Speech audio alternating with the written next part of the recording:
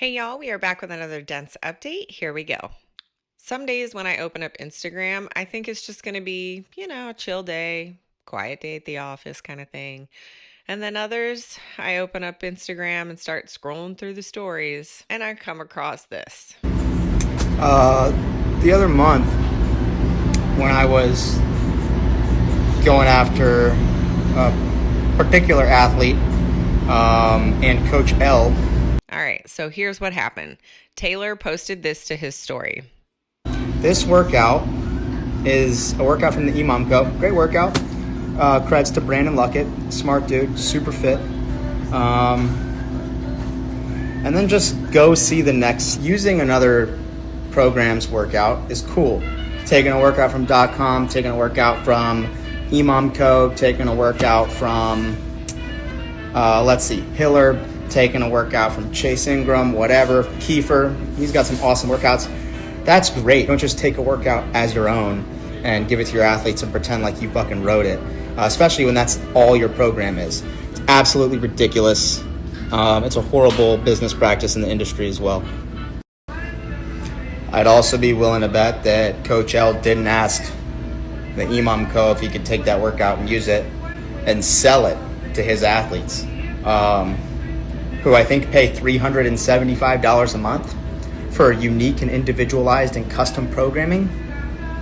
That's not custom, bro. That's someone else's shit. And Coach L, who is a coach to Danielle Brandon and Kelsey Kiel, was tagged in that story, so he responded. And he states, Brandon at the Imam Company wrote a great workout that I gave Rafa and told him where it came from. I challenged Taylor Self to a programming competition, loser forever. Clearly very irritated with the fact that Taylor called him out on Instagram so publicly. And of course, that's not where it ends. Taylor posts this to his story. I challenged Taylor to a programming competition, loser. One, you're never going to get me to shut the fuck up. Two, what's the challenge? Buying as many other people's programs as possible and copy and pasting as many as I can in a day? You win, buddy. At some point, the conversation moves over to their direct messages, and Taylor, being Taylor, shares screenshots of that to his story. So you can read the full conversation.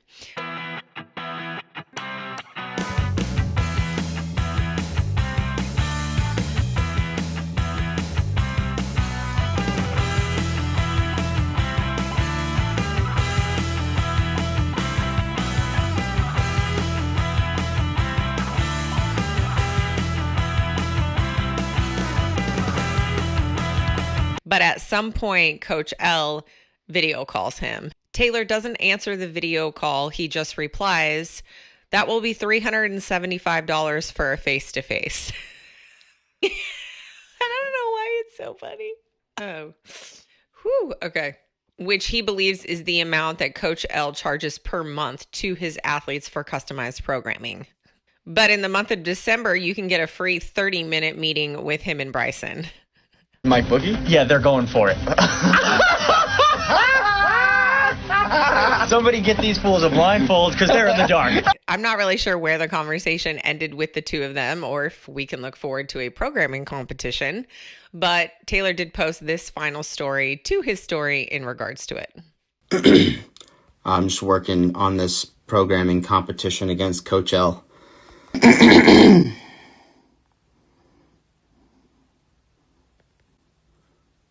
Think I win, bro. Woo!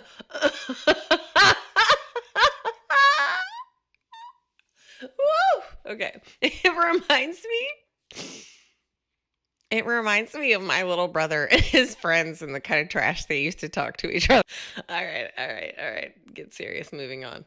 Wow. Did anyone happen to catch this in Hiller's new video of the Katrin David's daughter retirement? I know you guys watched it, or at least 26,000 of you, the last time I checked, have seen this video. And I want to wrap it up with this one. Found it on Reddit. This might be controversial discussion, but what's the new era? And it's odd because... So right around the 2050 mark, he says, Matt's gone, Katrin's gone, Tia's gone.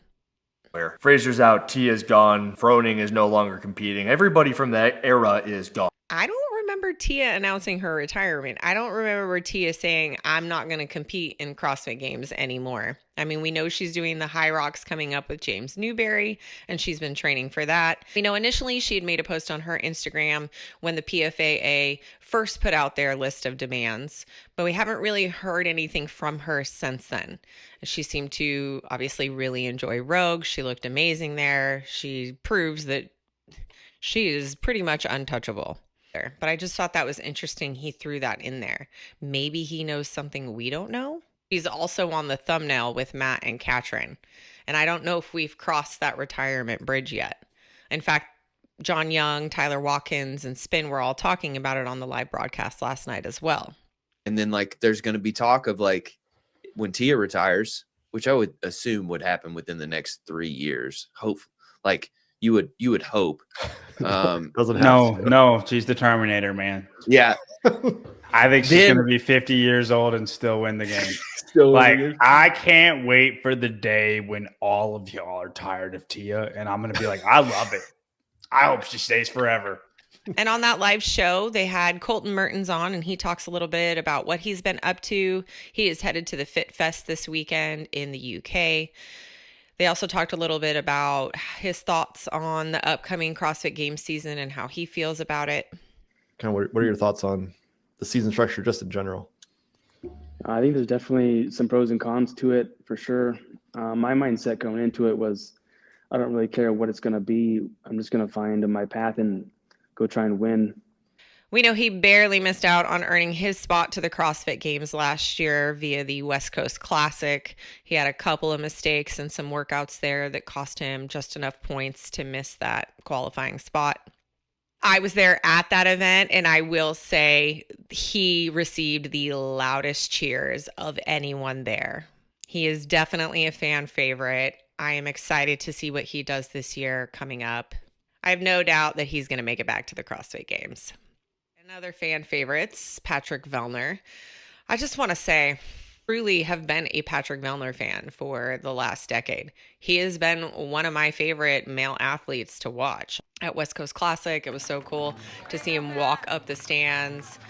At the 2022 CrossFit Games, I was there in the stadium and seeing him win Elizabeth Elevated as he's walking across the parallettes, and then he just stands there because he knows he's winning and no one's even close to him. And he looks up at the crowd and he's just like, man, like that was so cool. Like stuff like that is why I've always been a big fan of his. Not to mention, anytime you see him in interviews, he's super personable. He's witty. He just seems like a really cool dude. But this interview was anything but that. It starts off a little slow. He was on Coffee Pods and Wads with Pedro, as everybody likes to call him, Drunk Pedro. And just Pedro asks him all the hard, real questions that are going on right now. Doesn't really get kicked off until about 17 minutes into the video. The first 17 minutes is just a lot of fluff and moving into his house and, you know, shooting the shit, small talk stuff. But when they really start to get into the thick of it, it kind of progresses into this, I don't really know if I'm going to compete right now. And then it leads into, well, I no longer see CrossFit and the CrossFit season as a value to me. For me, he just seemed so bitter and talked about getting pissed off that things are always being leaked. And now he's so happy that, Will Morad's thing isn't going to be like that. And that there will be no leaks there. And then Pedro's, well, there actually still are. It's actually beneficial. Man, I think it's kind of refreshing that people can finally keep a fucking secret. I'm getting pretty tired of all the leaky boats in this fucking ocean, but I'd say I know as much about that project as I know about the games. So I'd say it's probably leakier than you maybe think it is, on both sides. Well, I'm glad you're not sharing. Really goes hard as far as there's other things than the CrossFit Games. I don't need to do the CrossFit Games. I've won Wadapalooza this many times. I've won Rogue Invitational this many times, and CrossFit has no value, and there's alternatives, and people need to explore those. That's the trap, all right. That's how they keep everybody in. But I think the reality is I could also say, well, I've also won Wadapalooza 3 times. I've won Rogue 2 times. I've been extremely successful outside of the game season, perhaps more so. We're all adults. I want you all to form your own opinions. So feel free, go check it out for yourself. It is a bit long, but the good stuff starts right around minute 17, and then you're in it for the long haul. I just have to say, my opinion of him, I feel, is forever changed. I just don't look at him the same anymore. And it's kind of sad because to me, his legacy is always going to be, 5 years down the road from now, people are going to bring up Pat and I'm just going to be like, yeah, well, he was another one of the athletes on the list who was on the verge of retirement and decided it was a good idea to take a big shit on the organization that gave him the opportunities, that put his face on a camera, that gave him Instagram followers, that gave him sponsorships and a portfolio and a full bank account. And I really needed something to cheer me up after that. I went back and watched Gabby's video again. So Gabby Migala and her team put a video out on her YouTube channel.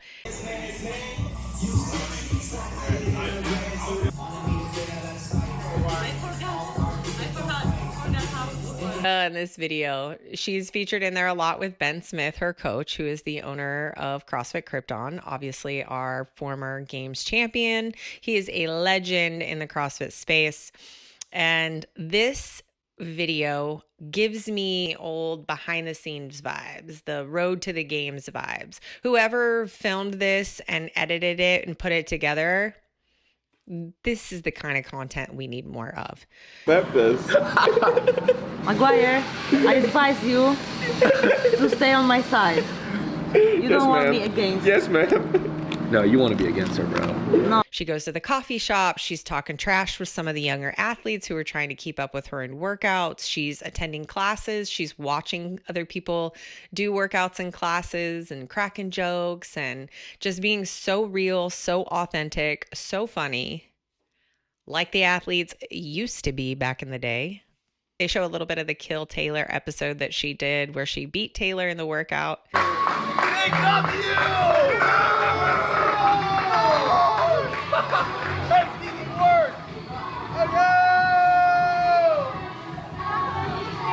A lot of things in there I really enjoyed. So I recommend go over to Gabby's YouTube channel and watch that.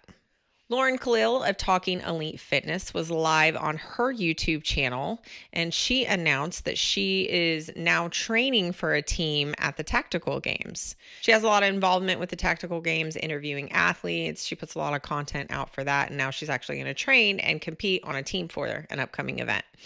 Someone asked her in the live chat, hey, what happened with the leak of Katrin Davidsdottir retirement? And she goes on to say, they didn't realize at the end of it when Sean Woodland went to edit that they were still recording and that part got left in. She said they did reach out to the HWPO camp to apologize and let them know that it was just an editing mistake by Sean Woodland. Kind of seemed like she threw him under the bus there a little bit.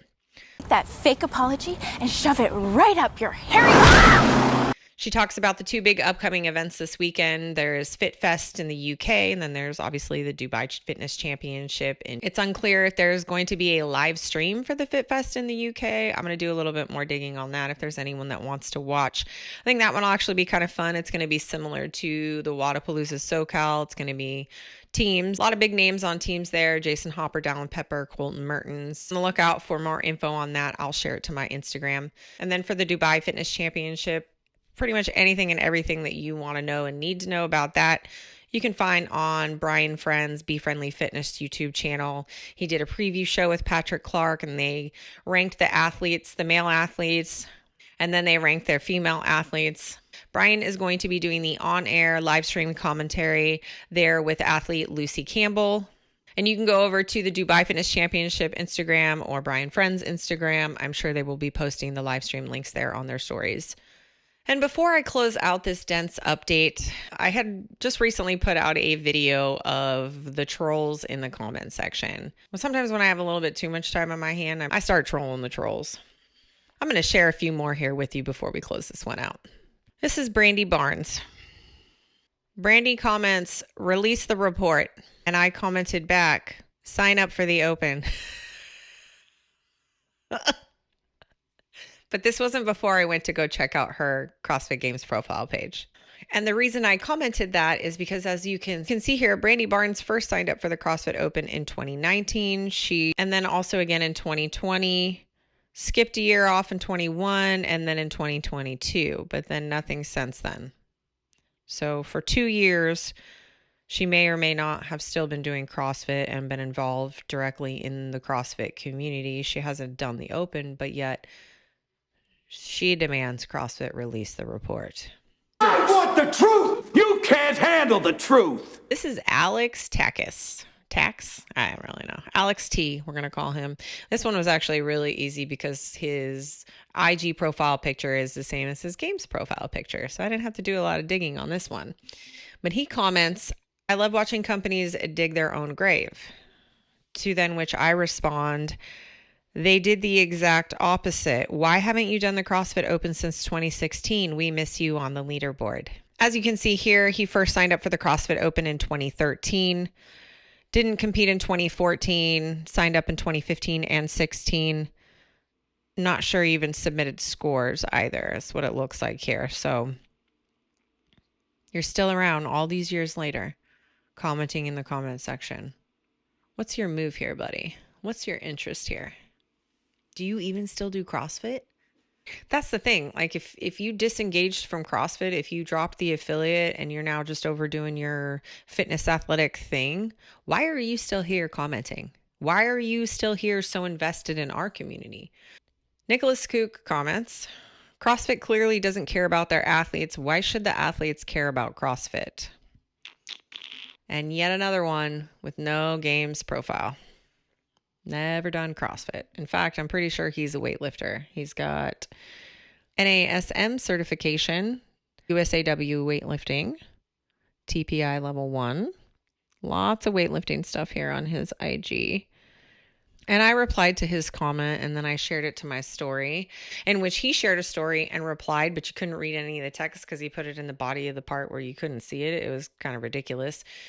So then I just was like, try again, buddy. And then he came to my DMs and he says, programming absolutely causes injuries. Do you not understand about load management and fatigue? Weightlifters, they know a lot. They know so much. Ask any one of them. They know way more than us CrossFitters. But then he proceeded to block me. So I guess that's where it ends. That is all for this dense update. Be sure to leave a comment below, like, subscribe to the YouTube channel. And if you're into that sort of thing, you can always head over to my Instagram page where you can follow me there for all the latest happenings in the CrossFit community.